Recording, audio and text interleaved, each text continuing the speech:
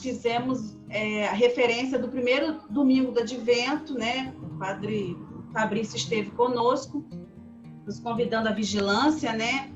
A liturgia do primeiro domingo. Agora nós vamos fazer referência à liturgia do próximo domingo, que é o segundo domingo do Advento, né? Em que o Senhor nos chama a estarmos esperançosos com a sua vinda, né? Então, vamos acender a segunda vela hoje. A primeira já está acesa aqui, acho que dá para vocês verem. E agora a gente vai acender a segunda. Senhor, nosso Deus e Pai, abri nosso coração para a vossa presença entre nós. No advento de Cristo, o céu se encontra com a terra. Fazei com que a luz do advento nos torne profetas da vida e da esperança em nosso mundo necessitado de compaixão e de misericórdia. Ressoe em nosso coração e no mundo inteiro a voz da profecia, da esperança e da paz. Amém.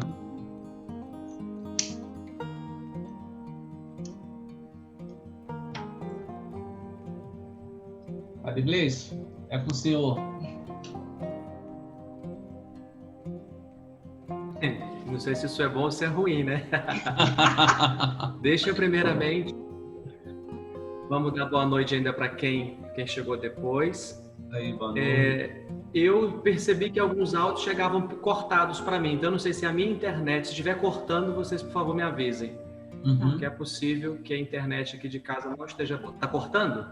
Não, a princípio não. Não está cortando. Ah, que bom. Não, então tá ótimo. Então vamos rapidinho para nem cair o sinal. Olha que maravilha. É quase um spoiler de domingo já, né? Porque esse negócio de terça-feira já ter que olhar para o domingo, segunda vela. Tudo bem que a primeira vela ali a gente tem que fazer um esforço de fé para imaginar que a vela está acesa, mas tudo bem, né? Mas é a segunda vela, segunda semana, e vamos escutar aqui o Evangelho de São Marcos, que é São Marcos, capítulo 1, dos versículos de 1 a 8. E diz o seguinte: está escrito na profecia, no profeta Isaías, é o versículo 2, né? Eis que envio à tua frente o meu mensageiro, e ele preparará teu caminho. Voz de quem clama no deserto: preparai o caminho do Senhor, endireitai as veredas para ele. Assim veio João, batizando no deserto e pregando um batismo de conversão para os pecados. A Judeia inteira e todos os habitantes de Jerusalém saíam ao seu encontro e eram batizados no Rio Jordão, confessando os seus pecados. João se vestia de pelos de camelo, usava um cinto de couro à cintura e alimentava-se de gafanhotos e mel silvestre.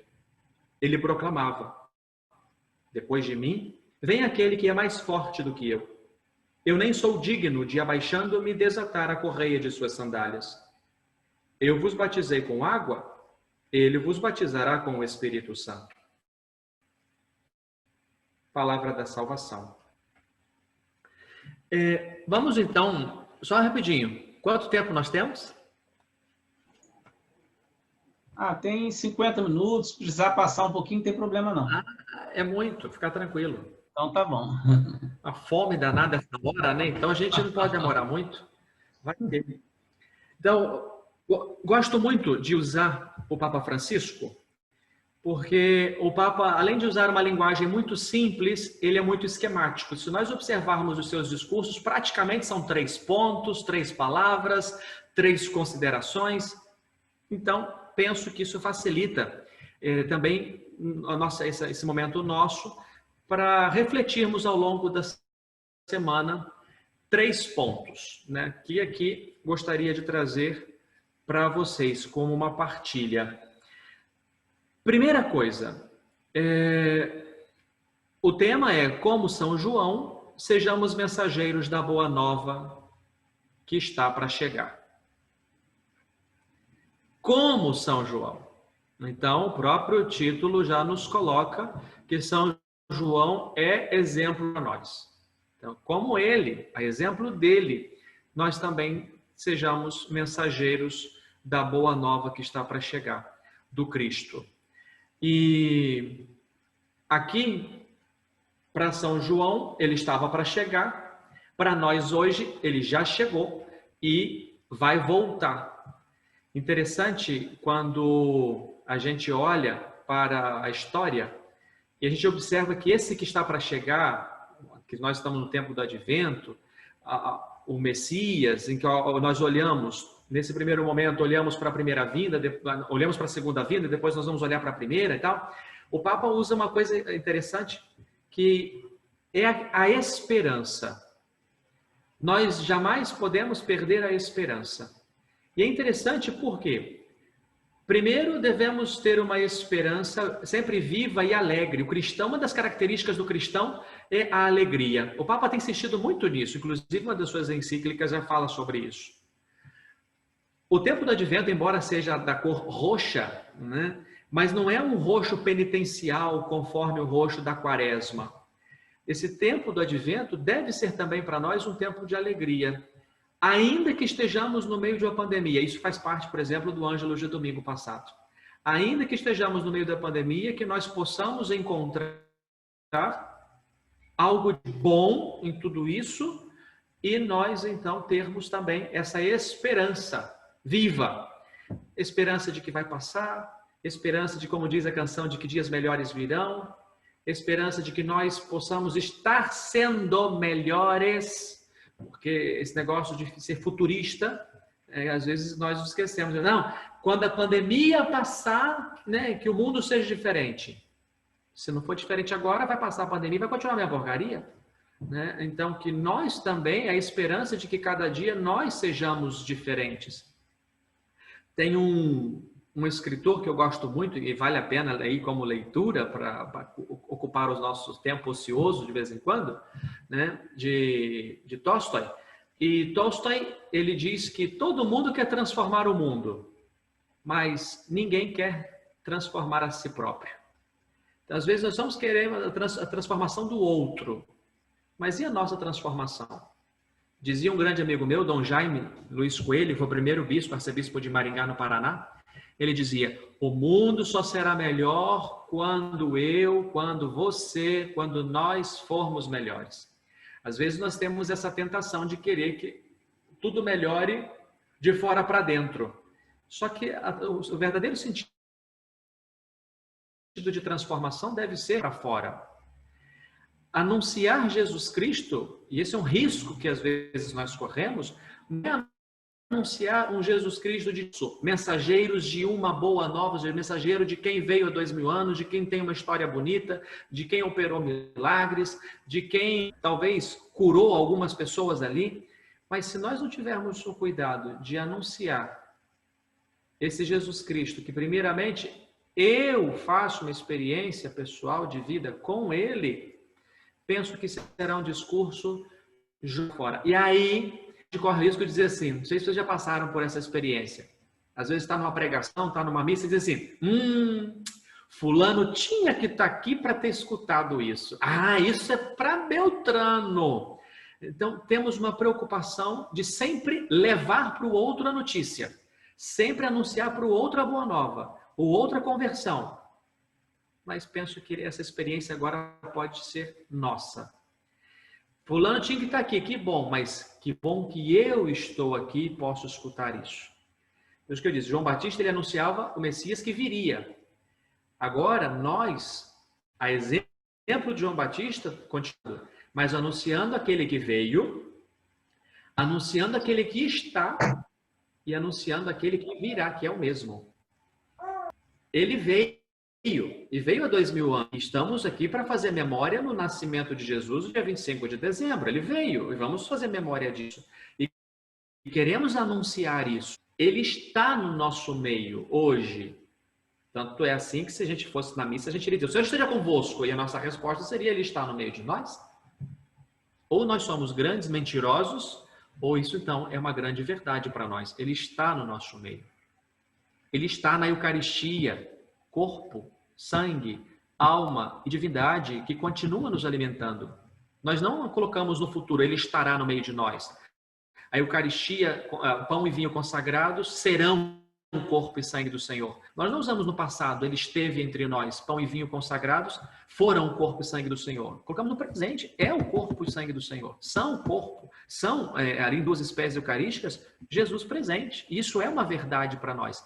Ele está, eu e o Emmanuel, é o Deus conosco. Nunca podemos perder isso de vista. E se eu tenho consciência de que esse Deus é conosco, aqui não cabe a tristeza, aqui não cabe a falta de esperança e a tristeza também, né? Quando o Papa fala tanto da alegria. Então, anunciamos esse que veio, anunciamos esse que está, que vem, né, no presente, e também anunciamos este que virá. Eu até sugeri, domingo na missa, quem pudesse assistir, depois eu compartilhei com o pessoal, posso até compartilhar com o Rony aqui, assim, para poder não perder o fio da meada. Eu compartilhei uma música muito legal, que eu penso que vale a pena todo mundo assistir, bem, quem gosta, né? Que é uma música de Mozart, que ainda que o texto não tenha sido... Mandei para o Rony. Ainda que o texto não tenha sido composto por Mozart, o Dies Irae, que é um texto composto mais ou menos ali em 1200, né, por um dos seguidores de São Francisco de Assis, chamado Tomás de Celano, e ele compõe um texto belíssimo que fala sobre esse dia do juízo final. Vai chegar um momento em que vai acabar. O Messias voltará e vai voltar para julgar. E aí, que é a minha opinião, Mozart soube, de uma maneira magistral, transformar esse texto do Dies Irae com uma presença de voz e de instrumentos que realmente a gente consegue perceber, né, usando a arte, né, como que será esse grande dia, o dia, né, o dia do juízo final. Anunciamos isso nesse tempo do Advento também. Anunciamos esse Jesus que vai voltar e que vai julgar vocês e a mim. Às vezes nós temos a tentação de querer pensar que vivemos aqui e que estaremos para a raiz, né, ou para a semente, como dizem, né? Não, vai chegar o nosso momento. E quando chegar, como o Senhor vai nos encontrar? Então não foi falta de aviso, né? A palavra está dizendo, nós estamos celebrando, a igreja nos oferece esse momento. Como nós estamos anunciando e vivendo essa vinda de Jesus? Anunciando e vivendo. Santo Agostinho vai dizer que antes de falar de Deus, eu preciso falar com Deus. Então, a boa nova ou o anúncio nosso não deve ser de um conhecimento simplesmente técnico ou teórico que a gente lê na Bíblia, mas de uma experiência que a gente faz, né? E essa experiência em que eu gasto com Ele todo dia, na oração, semanalmente na Eucaristia, nos sacramentos, isso já nos ajuda a, mais do que pregar com a palavra, nós pregamos com o nosso testemunho. Que isso acho que nos ajuda, né? Então, esse primeiro momento para que a gente possa situar nessa mensagem de São João Batista, né? Mas assim como ele anunciou o Messias que viria, nós anunciamos ele que já veio, ele que vem cada dia, presente no sacramento, presente em cada irmão, e também que virá para o julgamento final, né? Então, 3 pontos que eu gostaria de destacar para a nossa reflexão nessa semana. O primeiro ponto é quando anuncia aqui que muitas pessoas acudiam ao encontro de João e ele pregava um batismo de conversão. Primeiro ponto, conversão. E penso que essa luta diária deve ser primeiramente pela minha conversão. Ah, padre, mas é que o senhor não conhece o meu marido precisa se converter. Não duvido, todos nós precisamos, mas primeiramente a minha conversão. Para que eu possa estar falando de algo que primeiramente eu vivo, a conversão diária. O Papa, no dia de Cristo Rei, Papa Francisco, na sua não homilia, foi Cristo Rei, foi no Ângelus, né? E o Papa disse assim, eu anotei aqui, abre aspas, diz o Papa, seremos julgados sobre o amor. O julgamento será sobre o amor, não sobre o sentimento, não. Seremos julgados sobre as obras, sobre a compaixão que se faz proximidade e ajuda atenciosa. Fecha aspas. Conversão. Uma conversão que nos leva a testemunhar Jesus Cristo, a anunciar Jesus Cristo, aqui sempre usando o sinônimo da Boa Nova, com as nossas obras, não com palavras, não com sentimentos. Palavras do Papa do dia de Cristo Rei. Seremos julgados não pelos sentimentos, mas pelas nossas obras. Não sei vocês, né, mas talvez no outro lado do Atlântico, em algumas paróquias de lá, né, tenham a tentação de querer transformar os nossos encontros, inclusive missa, em encontros para dizer o seguinte: se não levar as pessoas para chorar, não serve.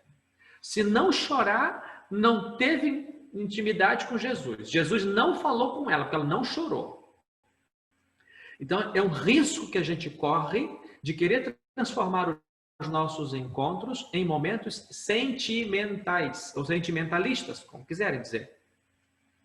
E chegamos ao ponto, inclusive, às vezes quando vamos a um velório, né, e observamos os familiares. O que nós observamos? Se está chorando ou não. Então, morreu o marido. Aí, olha, acho que ela não amava ele não. Você viu? Ela nem chorou. Ou o contrário. Nossa, que escândalo. Você viu? Chorou o tempo inteiro. Ai, como é que ela amava, né? Então, a capacidade de julgar, que ninguém nos deu direito para isso, né? Mas de olhar pela manifestação de um sentimento. Mas e o coração? Então, a gente tem que ter muito cuidado. Eu penso que o Papa acertou de cheio nessa fala dele. Seremos julgados pelas nossas obras, por aquilo que nós fazemos e não pelos sentimentos. Porque falar de Deus é muito bonito. Falar da conversão é muito bonito. Falar do amor ao próximo é muito bonito. E o que eu faço para que isso se transforme em realidade? Os cristãos sempre tiveram, na história da igreja, né, uma inveja, né, pela largueza de coração deles. Gestos concretos, né? Inclusive o mandamento é amar a Deus e amar o próximo. Aquele que diz que ama a Deus, que não vê e não ama o próximo, que não vê, é mentiroso, nos diz a Sagrada Escritura. E isso se manifesta em gesto concreto. Então, primeira coisa, a conversão minha. Que eu possa ser o meu primeiro anunciador de conversão. Eu, com as minhas ações. Eu preciso me converter cada dia. E não querer forçar a conversão dos outros com as palavras, mas que com as ações de cada dia possamos anunciar Jesus Cristo. Uma paróquia viva. Eu falava para o Padre Fábio ontem que eu admiro muito a paróquia de Nossa Senhora de Fátima, né? Primeiro pelo carinho que foi quem me acolheu, né? Mas segundo falava da pastoral familiar, porque é impressionante como que é bonito ver a unidade de vocês, né? Que não se encontram só quando morre alguém, né? E isso é muito bonito. Ninguém precisa falar nada. Vamos voltar ao exemplo do velório, né? Onde a gente realmente encontra no cemitério, é lugar de encontro, né? A gente tem aquele monte de camisa, todo pastoral, aquela coisa toda, mas a gente sabe também que se encontram nas casas, que estão juntos lá na igreja, que isso é muito bonito. E não precisa dizer a conversão. E o primeiro anúncio, o primeiro anúncio se faz com o nosso testemunho, com as nossas ações, não com as nossas palavras. Até mesmo podemos falar demais e amanhã seremos julgados por aquilo que nós estivemos falando e não estivemos vivendo. Para não sermos hipócritas, para falar, né? Faça o que eu falo, mas não faça o que eu faço. E tá assim, ó. Muito, já que estamos falando para pastoral familiar, por que nós temos muitos conflitos entre pais e filhos? Porque os pais falam uma coisa e vivem outra. Os pais exigem que os filhos sejam fiéis aos pais e os pais não são fiéis entre si, né? Os pais exigem que os filhos sejam obedientes, que os filhos não gritem, né? Mas em casa é uma gritaria entre marido e mulher ou entre os pais com os filhos, né? Então, ou seja, pedimos uma coisa e aquilo que nós pedimos nós não vivemos. O nosso primeiro testemunho. São José Maria vai dizer: se eu não posso falar bem de alguém, eu me calo, né? E a nossa língua coça, né? Para poder tentar falar assim. E aí, você está sabendo? Né? Está sabendo? O nosso dedo, né, coça para poder mandar uma mensagem para alguém, para poder, seja uma bomba, né, falando mal de alguém e tal. Isso não é um testemunho. Isso é um contra-testemunho. Isso não edifica, isso destrói. Isso não faz parte da comunhão de Deus, isso faz parte do que o diabo quer. E o diabo, uma palavra em grego que significa diabolos, aquele que separa, aquele que divide. E todas as vezes que nós falamos mal de alguém, estamos dando contra-testemunho, estamos dividindo. E detalhe, se eu sou capaz de falar para o Rony e a Dani, falar mal, né, do Sávio, Rony, você não sabe do Sávio, hein? Oh, não. Então, se eu falo mal do Sávio para o Rony, possivelmente eu posso falar mal do Rony para quem mais está aqui? Para o Tadeu. Ah, não, ó, sou seu amigo, vou te dizer uma coisa. Mentira, que se eu fosse amigo eu não falaria. Se eu fosse amigo, chamaria a pessoa para conversar. Então, temos o cuidado de dar testemunho, de que o nosso anúncio seja por um testemunho coerente de vida. Na vida espiritual, a gente chama de unidade de vida. Né? Unidade de vida. Isso é necessário nós resgatarmos. Né? Se eu não posso falar bem, eu me calo, procurar edificar com testemunho e que o meu testemunho seja, claro, coerente com aquilo que eu falo. Horrível vermos de fachada. Na igreja, família bonita, todo mundo bem vestido, gracinha, mãozinha dada, amor daqui, amor dali e tal. Você quer bem? Não, obrigado. E dentro de casa, quase que um verdadeiro inferno. Vamos de verdade testemunhar o quê? Viver de fachada não dá. A gente reboca a fachada de uma casa, se foi simplesmente de dentro, está tudo destruído, pois aquilo vai cair com frequência, ou com pouco tempo. Primeira coisa, conversão. E quando nós buscamos a conversão de verdade, a gente percebe que a gente não precisa viver de fachada. Aí entra a autenticidade, mas eu não quero falar da autenticidade hoje, porque isso aqui já é tema, inclusive, de um livro, que vale a pena, um livro do Rafael sobre a autenticidade. Mas enfim, então primeiro passo, conversão. Então as pessoas acudiam lá, né, a João Batista, porque ele anunciava um batismo de conversão. Conversão, metanoia, mudança de vida, mudança de direção. Significa que se eu estou indo aqui, né, então, metanoia, conversão, eu viro, mudo o sentido. Então, se a gente consente, né, de que no nosso relacionamento a gente admite falar mal de um, criticar outro e tal, metanoia, mudança de vida, a partir de hoje não fala mais. Quando amor, está sabendo, se for fofoca, não precisa falar. A gente precisa ser radical nisso. Não tem que, com a tentação não se dialoga. Então, testemunho, conversão, mudança de vida. Esse é o primeiro. Com obras e não com palavras. Segundo, o segundo ponto que eu gostaria de trazer para a gente é uma palavra do domingo que o Papa teve depois do Ângelus. O Papa domingo resumiu 3 palavras. O Papa disse solidariedade, sobriedade e oração. Me interessa aqui a sobriedade. Sobriedade, pegando com base do Evangelho, quando diz que João se vestia de pelos de camelo, deveria ser um calor dos infernos essa roupa e deveria ser uma coisa fedida, mas enfim, era João Batista e é santo. Então a gente perdoa, né? Mas ele vestia com roupa de camelo, usava um cinto de couro, à cintura, ainda bem que era na cintura, né? E alimentava-se de gafanhotos e mel silvestre. Estava quase numa onda low carb, como a gente percebeu por aqui, o homem estava na onda. Isso me interessa, a sobriedade, usando com base a vida regrada, difícil, em que o próprio João se colocava a viver. Sobriedade.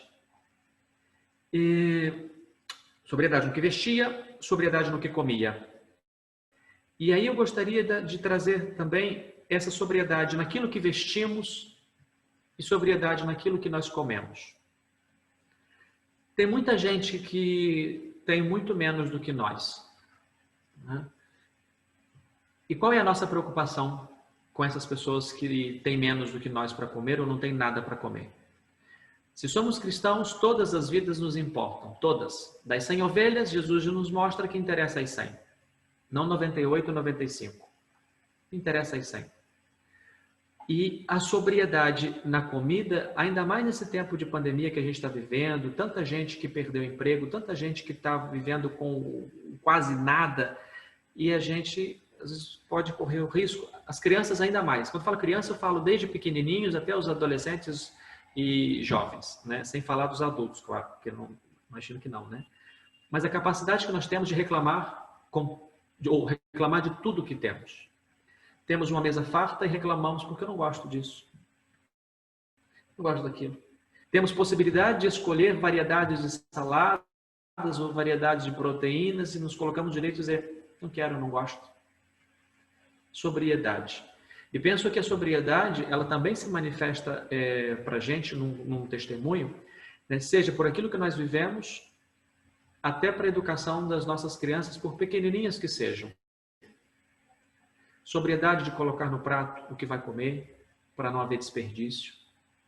Porque aquilo que eu desperdicei poderia ter ficado no potinho na geladeira e fazer parte de uma refeição mais tarde, ou na refeição de amanhã.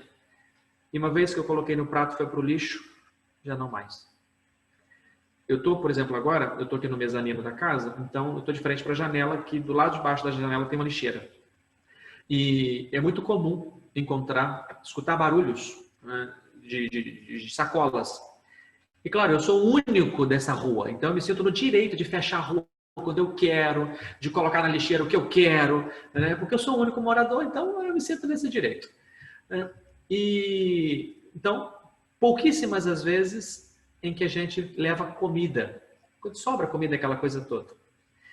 Então, sempre que a gente escuta alguma coisinha assim, já sabe que na cantina sempre tem comida para a gente poder, os funcionários sabem disso. Se perceber que tem alguém na lixeira, vai lá e chama, porque a gente arruma qualquer coisa para comer.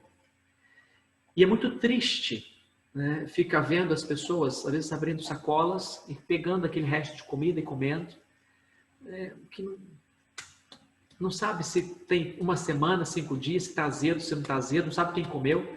E às vezes nós reclamamos da comida que está perfeita, ninguém pôs a boca ali, né? Tá, comida limpa, que serve para outros momentos, e nós nos sentimos o direito de descartar.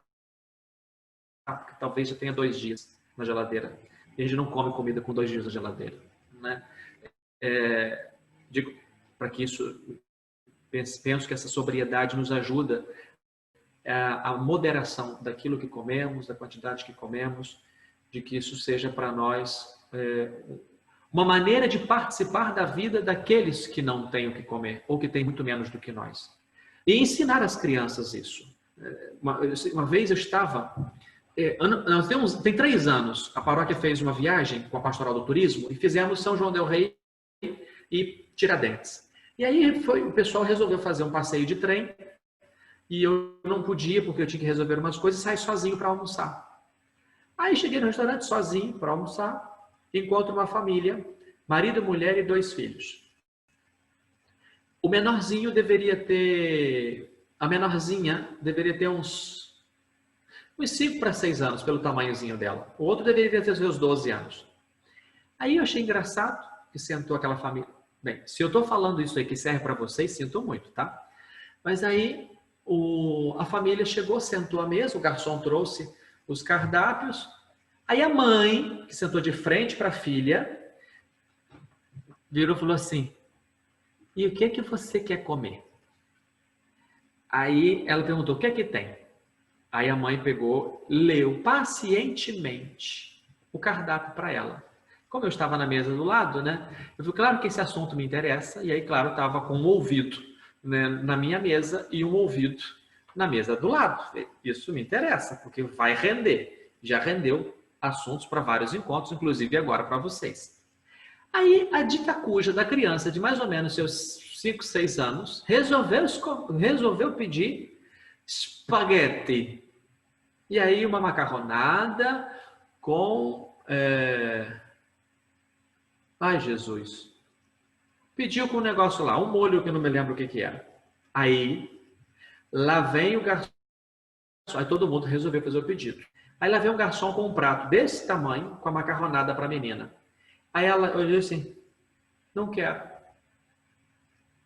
Eu olhei e falei, agora vamos ver a atitude desses pais com essa criança. Não quero. Aí a mãe diz, nossa, mas por que que você não quer, minha linda, minha rainha, e minha não sei o que lá e tal? Ah, porque eu não quero. Não, mas você gosta... Ah, macarrãozinho. Aí começa tudo no diminutivo, né? Dá vontade de socar, né? Ah, mas olha o macarrãozinho. Ah, pega aqui no molhinho, e não sei o que, tá gostosinho. Ele diz, não quero. Aí, o que que você quer? Ela escolheu outro prato. A mãe chamou o garçom. Entregou aquele prato para o garçom.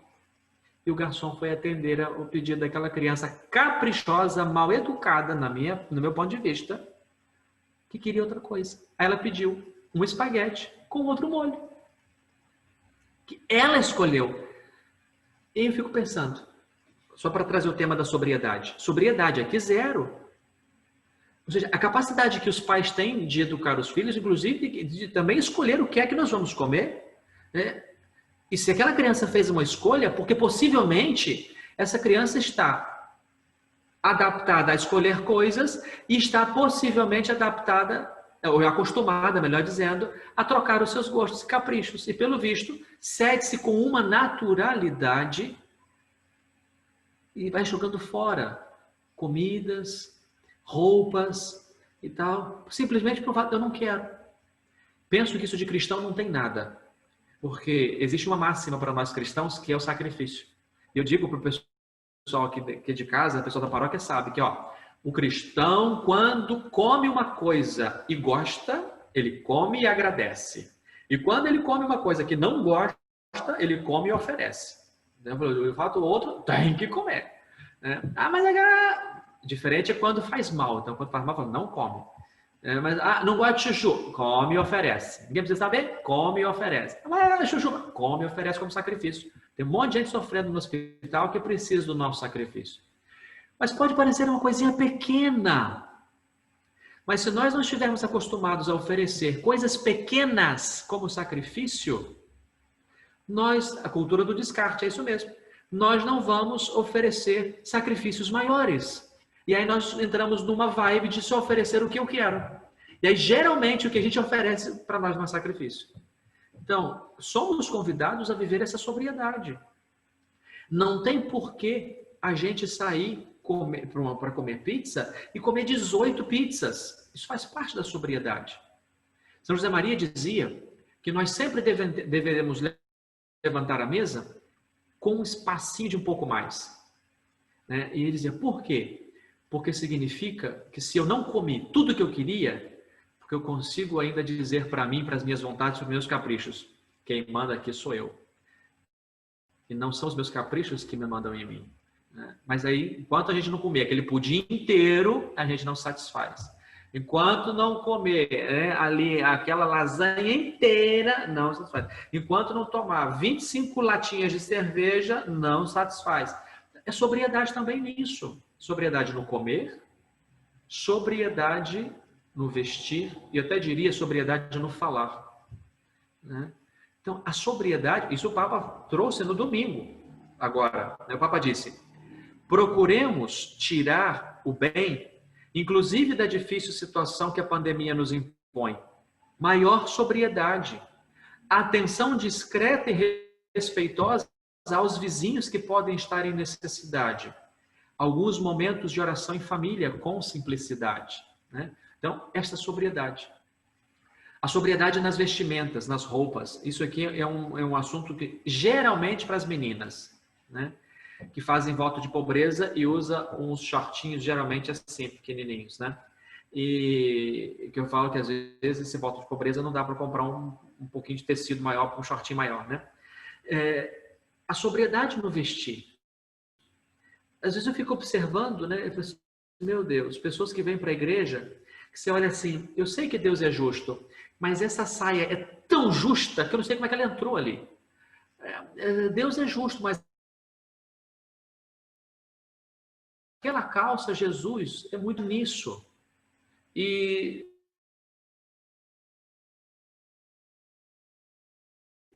desculpem o que eu vou falar, não que nem disso. Mas às vezes nós somos culpados e pagaremos diante de Deus por termos incitado o pecado ao outro. E hoje A gente tem que, inclusive, incitar do pecado a outra, né? Porque a gente nunca sabe quem é que está do lado, né? Vaga do outro time e tal, com todo respeito, a gente, né, acolhe todo mundo. Mas nós incitamos o outro a pecar. Quando uma menina andando, desculpa, mas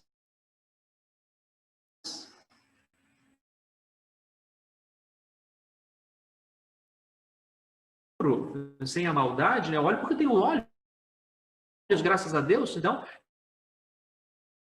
E dizer, fulano é uma pessoa bonita, fulana é uma pessoa bonita, aqui no nisso, a maldade está, o que é que nós, nossa mente, fruto disso. Né? Mas às vezes, as pessoas estão tão corrompidas que pouca coisa já é motivo de pecado.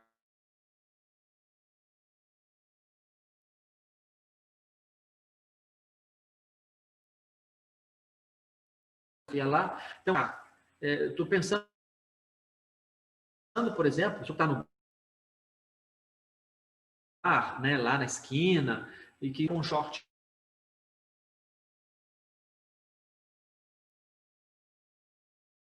vestido, um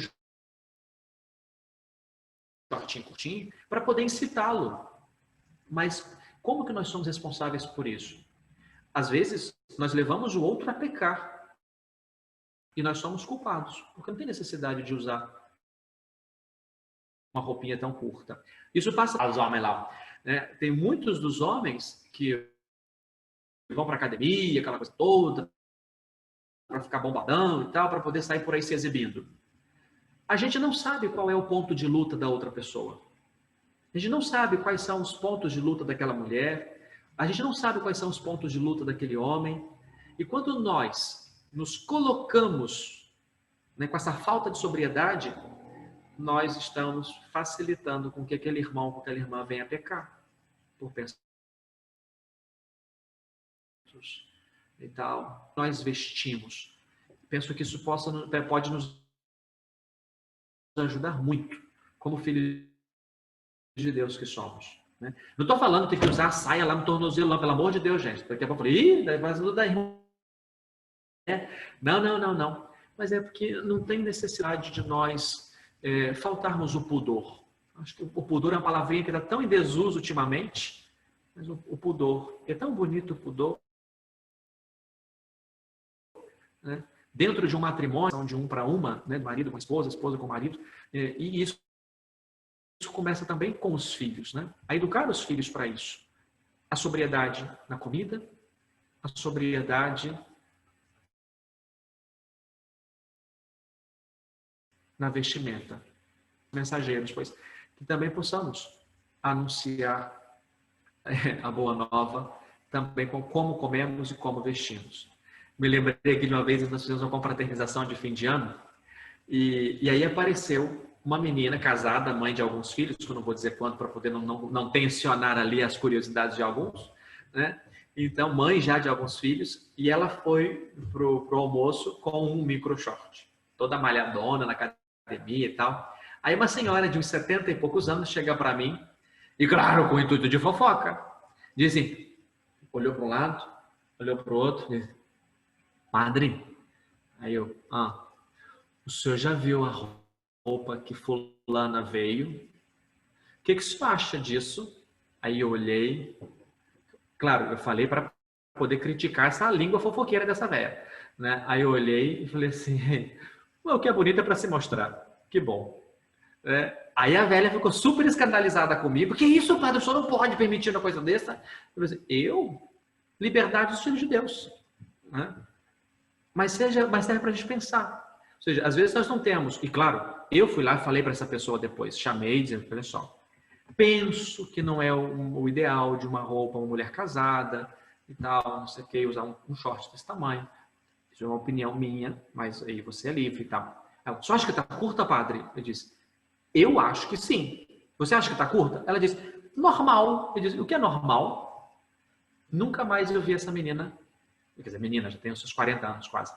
Nunca mais eu vi essa mulher com os microchoques, nem em outros encontros que nós fizemos. Agora, se eu falo dela para todo mundo, menos com ela, a probabilidade de que ela continue nos nossos encontros, continue com o seu shortinho curto, as pessoas continuam falando, os maridos continuam desejando, é muito grande. Então, a caridade, por isso também a sobriedade nisso. Penso que São João pode ser também esse exemplo para nós na sobriedade. Então, primeiro, conversão. Segundo, sobriedade. A nossa hora está chegando já quase ao final, então já vamos para o nosso terceiro e último ponto. E o terceiro e último ponto é a humildade. Humildade porque ele termina dizendo... Cadê? Ele termina dizendo assim, depois de mim vem aquele que é mais forte do que eu, e eu nem sou digno de me abaixar e desatar as correias de sua sandália. Humildade. Uma virtude que está em desuso, ainda mais para nós cristãos, ou ainda mais para nós que ocupamos lideranças ou que trabalhamos na igreja. Humildade. Geralmente, e isso é uma pena quando acontece, nós nos sentimos os melhores.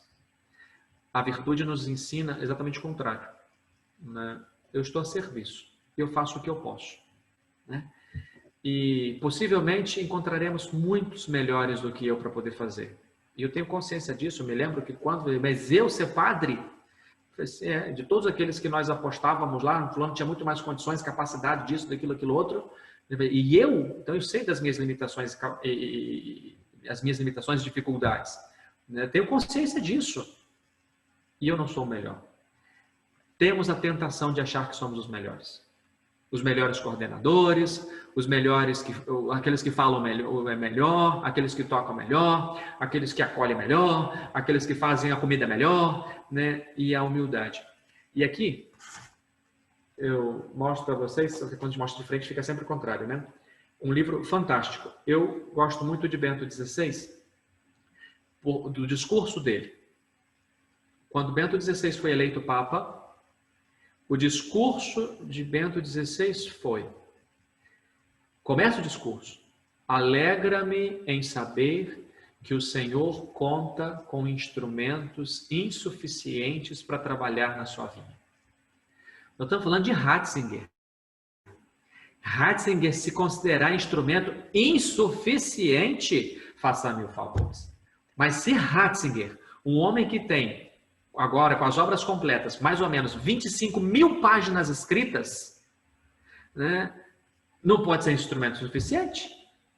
E a maneira com que ele se considera. Tanto é assim que o lema dele é cooperador da verdade. E a verdade e a humildade, elas andam juntas.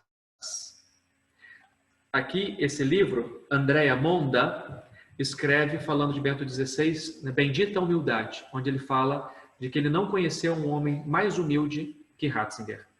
Eu tenho testemunhos de pessoas que estiveram em Roma, que conviveram com ele e disseram a mesma coisa. É um homem extremamente humano e humilde. O problema é que a imagem dele foi muito mal vendida no Brasil, porque um determinado escritor, minutos depois da eleição dele, entrou ao vivo naquele JH, no jornal Hoje, né, da Globo. Ele foi eleito mais ou menos na hora do Globo Esporte.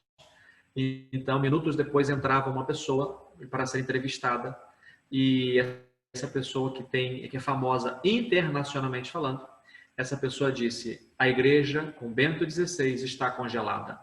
Com Ratzinger, que ele não tinha aparecido ainda, né? Com Ratzinger estará congelada. E se não me falha a memória, a revista Ou Veja ou Isto É, de domingo, mostra um cubo de gelo com a foto de Bento dentro do cubo de gelo, dizendo: a igreja está congelada. Então, foi toda uma campanha contra Bento XVI e, geralmente, quem critica Bento XVI não conhece o seu pensamento, não leu os seus escritos, né? Um homem de uma docilidade incrível. E esse livro que eu sugiro, Bendita Humildade, está publicado pela Paulinas, vale a pena. E aí aqui, né, na página 81, fala, não dele, né, mas citando Santa Teresinha. E aí diz assim: no leito de morte, foi dito para Teresinha: compreendeste verdadeiramente a virtude da humildade? E aí ela responde: sim, parece-me que sempre procurei somente a verdade. A verdade que se confunde com humildade, como sinônimos.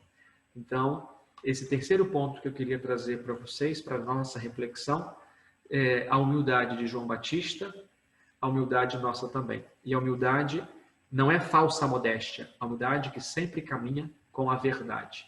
Que sejamos sempre verdadeiros, né? E se formos verdadeiros, nós seremos humildes. A soberba não faz parte da verdade, por isso é soberba, né?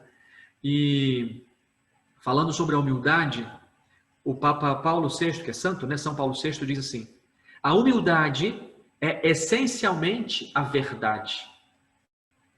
Um homem corajoso não é um homem que não tem medo, mas um homem que, conhecendo os próprios medos e limites, confia em alguém que está acima de tudo, dando um passo a mais, um passo de fé.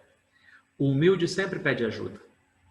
O humilde, ele reconhece incapaz, ele aceita e assume que não sabe, ele não inventa, ele diz, eu não sei. Às vezes pode parecer estranho, mas como você não sabe? Eu não sei. Uma pessoa humilde diz, eu não sei, e vou procurar saber. O humilde, ele erra e reconhece. Quem que foi que fez? Fui eu que fiz, fui eu. Foi uma decisão que eu tomei e eu errei, eu me equivoquei, meti os pés pelas mãos. Dentro do matrimônio, a humildade ela é extremamente necessária. Fizemos algo de errado, de reconhecer e ser humilde, dizer, olha, eu errei. Eu faltei com isso, eu fiz aquilo, e eu peço perdão. Né? A humildade de João Batista é para dizer, olha, vai vir alguém que é maior do que eu, hein? E eu nem sou digno de desatar as correias da sua sandália. Ele não diz, ó, que eu sou o cara. Vai vir alguém que é mais do que eu. E nós temos essa tentação de sempre nos colocar em condições de comparação. Comparamos, um exemplo, Rony e Dani, que estão como coordenadores da pastoral hoje? Sim ou não? Sim, né? Então, nós temos uma tentação de comparar a coordenação de Rony e Dani com outras passadas, que serão, então, aí o casal que poderá assumir no futuro será colocado em comparação com Rony e Dani. Comparamos os padres que passam, comparamos os papas, comparamos os bispos. Isso não é caminho de humildade. Porque o verdadeiro caminho de humildade é reconhecer as belezas que cada um traz. Então, assim como o Rony e Dani têm as suas características, e quem já passou, me lembro de quem já passou por ali, acho que Márcio e... Márcio Lu, vários, né? Vários passaram por ali. Bárbara.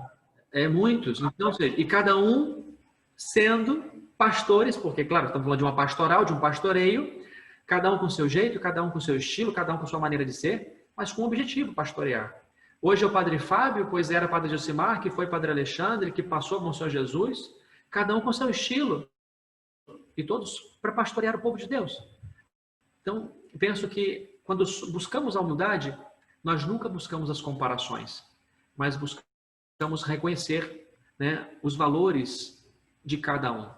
Buscamos ver, né, aqueles pontos que cada um tem, que traz a união, que procura estar junto, congregar, unir, somar.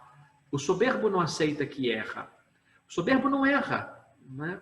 E o soberbo, por mais que esteja errado, ele pisa e passa por cima dos outros. João Batista não. Ele diz, ó, eu nem sou digno de chegar perto, nem sou digno de desamarrar as sandálias, né? Porque ele é maior do que eu.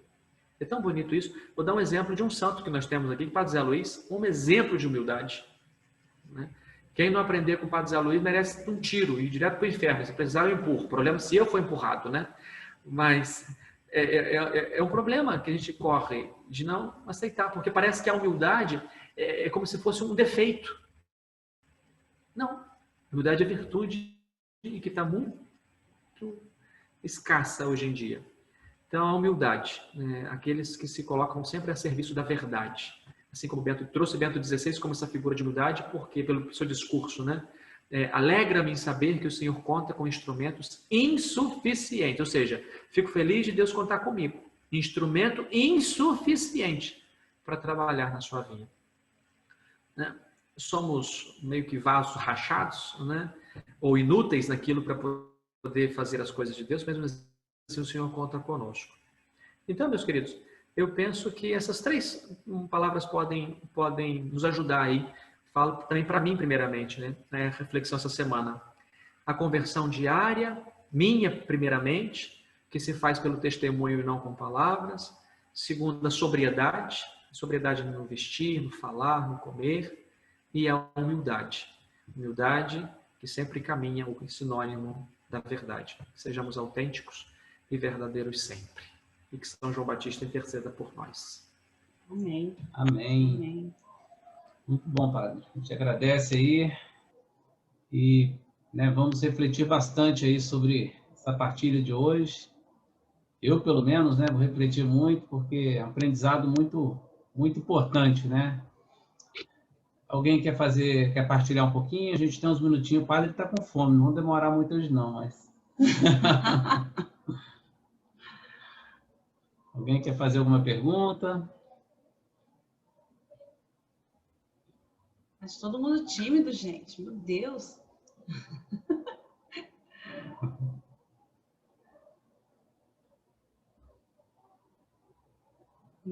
Ninguém? Então vamos dar sequência aí. Padre, a gente vai pedir Vai falar, Joyce? Roy. Não, rapidinho, só se ele puder repetir boa noite, a paz para todo mundo. Boa noite. Se puder repetir o livro de Tolstói, o nome do livro. O nome do livro. Por favor. Bendita humildade.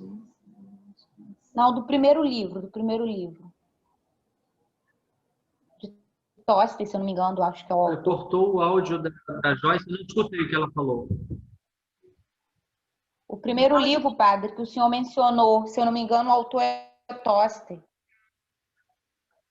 Ah, não, ele tem muitos livros, então qualquer um que você lê é válido. Mas esse dele, esse que eu falei, deixa eu pegar Tá, aqui. não tem nenhum... Mas pode falar outras coisas aí.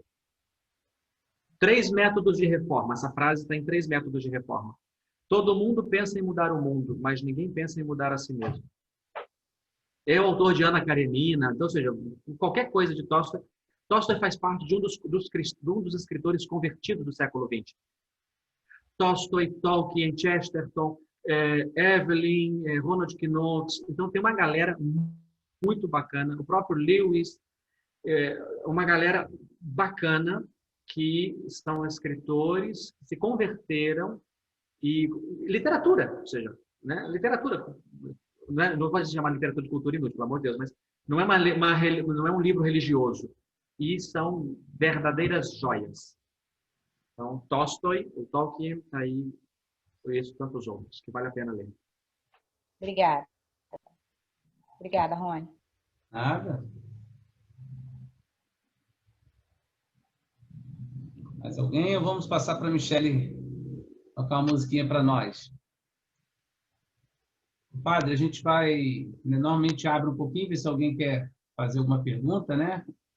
Aí Michele toca uma musiquinha, a gente faz uma oração final. Na verdade, a gente pede o senhor para dar uma bênção final para nós. Tá bom? Nós já queremos agradecer muito. Foi muito boa essa partilha, como sempre, né? O senhor tem muita sabedoria, né? Com as suas palavras, ensina-nos de uma forma bem simples, né? Dinâmica. Então, a gente agradece muito o seu precioso tempo, né? O senhor disse sim hoje para nós, né? Então, muito obrigada, viu? E a gente agradece de coração e conte com nossas orações. Isso aí.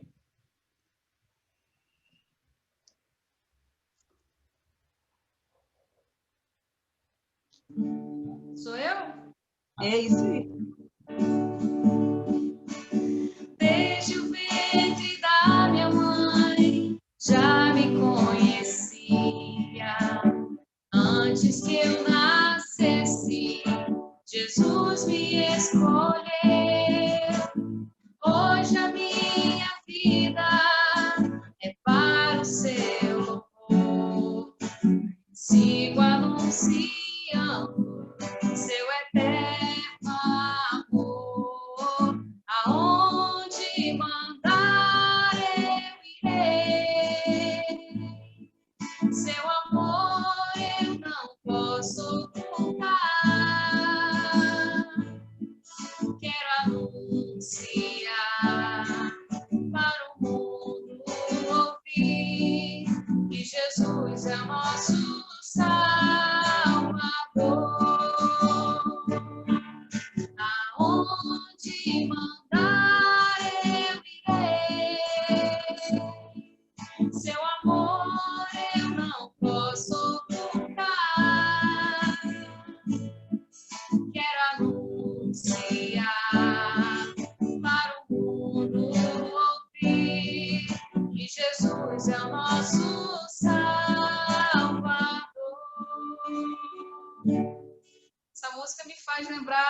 João Batista, né?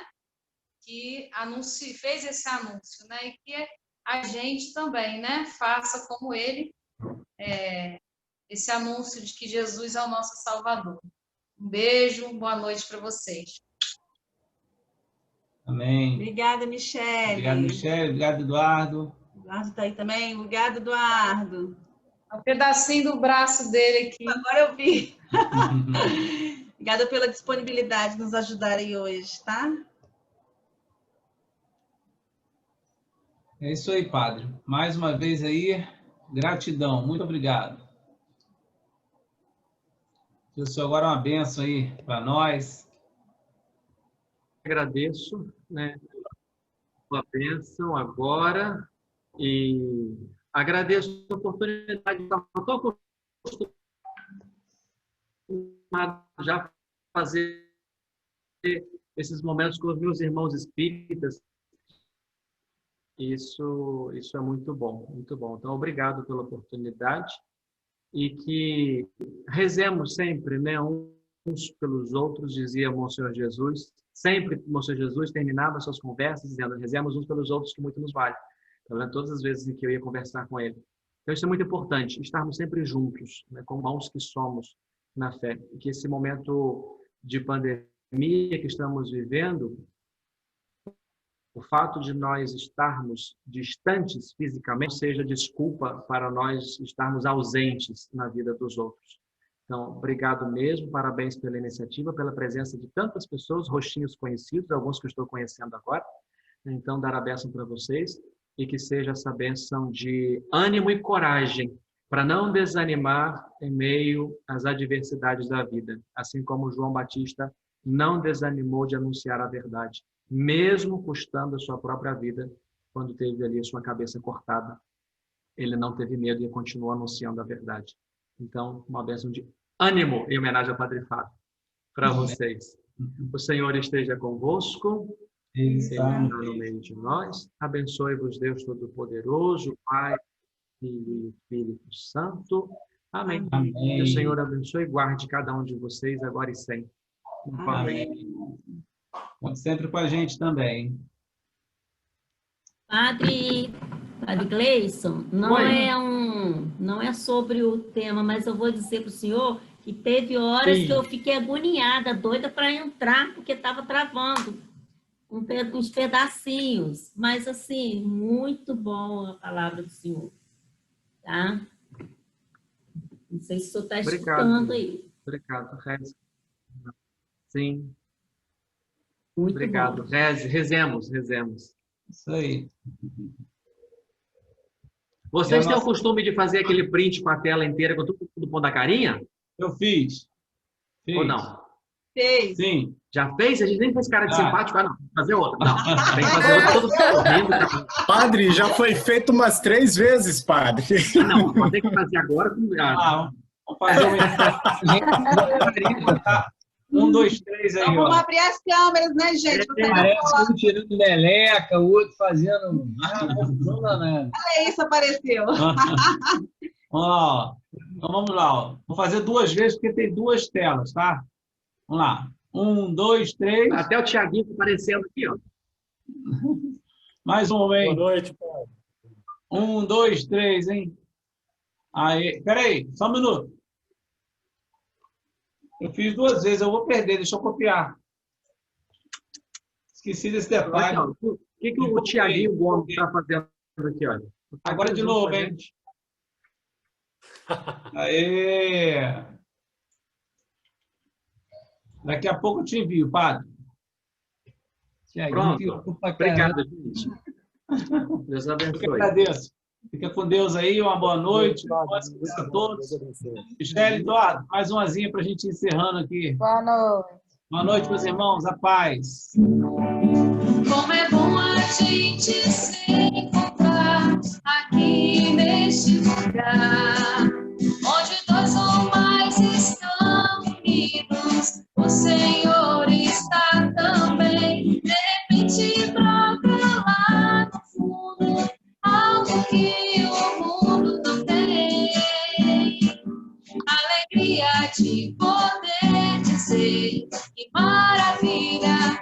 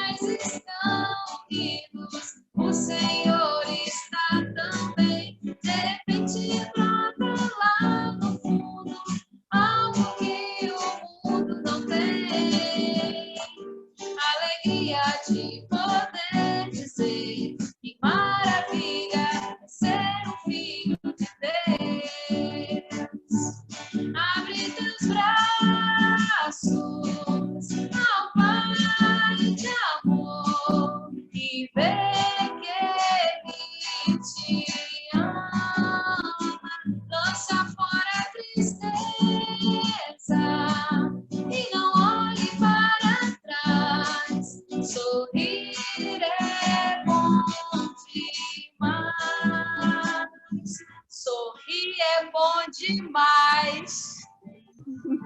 Amém. Isso aí. Tchau, gente. Vambora. Abraço. É toda vez assim, Padre Gleison. Ninguém quer ir embora.